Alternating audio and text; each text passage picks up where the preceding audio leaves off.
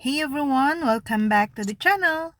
Today I'm gonna show you how to make memories on iPhone. You can create memories from an album in your library. So first, open the Photos app on your iPhone or iPad and tap For You. You will see the Memories section at the top if you have a bunch of pictures and videos in the Photos app. You need to tap Select and choose the pictures you want in your memories. After that, create an album.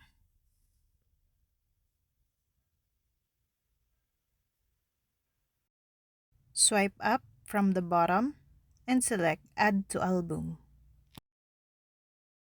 Now, go inside the Photos app and tap Albums, followed by selecting one. Tap the three dots icon for the album and choose Play Memory Video. Now, tap again on the screen to reveal all the buttons.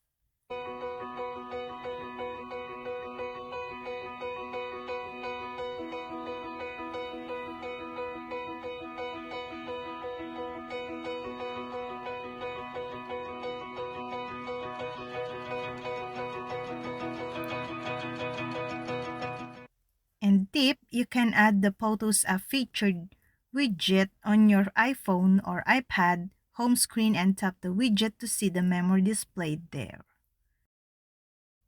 Every memory has a music track and several photos and videos. You can change the song, remove photos or videos from the memory, or add more to it.